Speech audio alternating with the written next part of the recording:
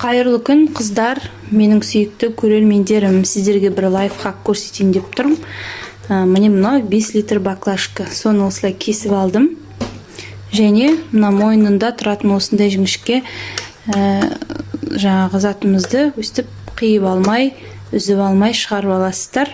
Шекке қалай қазыны немесе шұжықты салу керектігін көрсетейін деп тұрмын.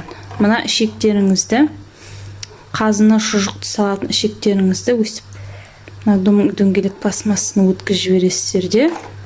Және ол міндетті түрде 5 литрлік баклажка болуы қажет.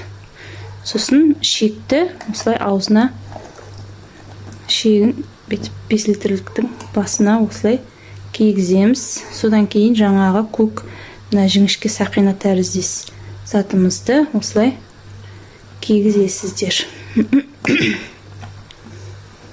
Бұл неліктен? Бұл жаңағы ішектеріңіз жылжымайды. Мінекей. Өстіп кигізіп қоясыздар. Енді содан кейін жаңағы қазыңызды немесе шұжықты сала берулеріңізге болады. Мен қазір мына шұжықты салайын деп тұрмын. Осылай. Оңай әрі тез салынады. Уақыт үнемдейсіздер, ең бастысы. Мінекей.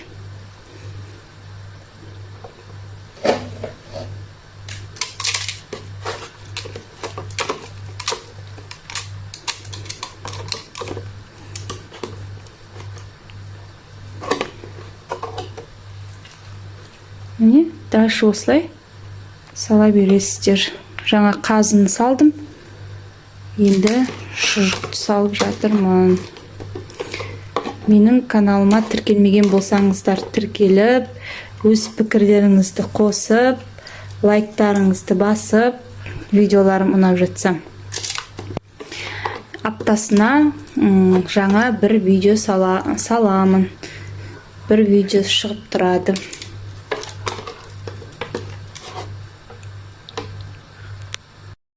Мінеки қыздар, мен осы 5 литр баклажканың көмегімен осындай бір шама қазымды айналдырып тастадым. Ең бастысы уақытымды үнемдедім, тиімді пайдаландым. Видеоны толық аяғына дейін қарағандарыңыз үшін рахмет. Келесі шығатын видеоларымды күтіңіздер.